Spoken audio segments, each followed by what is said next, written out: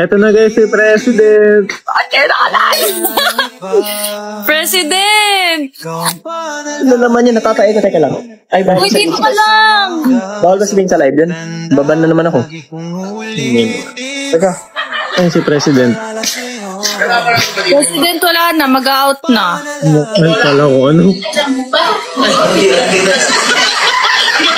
Ay, dito na naman. Naku, mas masama ang gising ah. Ha? Ano ang gising ah? Para kang timing tayo ah.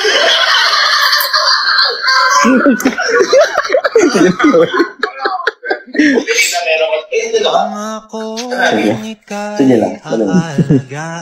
Nickname, Jiko lang tawag sa kanya. Ano nickname niya eh? Jiko. Dito tawag. Wala naman ako nickname eh. Ay, kita si Henry.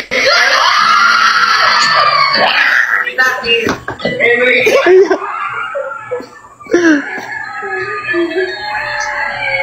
Wala akong nickname talaga. Dapat nickname mo Manok. Manok yung pinambubuli sa akin nung elementary, umiiyak ako nun. Bakit? Hindi ko alam.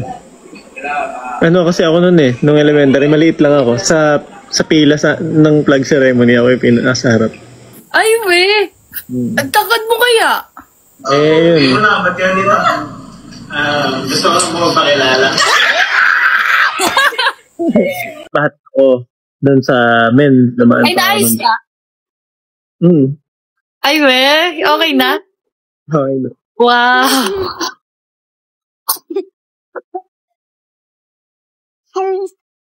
Tapos? Binabaan nila ako doon sa men. Tapos, napakadilim na. Ang ginawa ko agad, chinek yung weather, kung anong oras ng ulan, pasakto ang ulan na nun. So, wala akong kasama, walang mag-isa. Oo. Tatag na akong kasama. Tapos, inabutan ako ng ulan. Naghanap ako ng tindahan, bumili ko ng plastic envelope para hindi mabasa yung mga papel. Tapos, tumakbo ako sa may bilihan ng shawarma. Tapos, bibili ko ng shawarma rice. Yan, tinake out yun. Pag-take out ko, bumili pa ako siya. Bye. Naka-plastic ako. Ay, naka-plastic yung...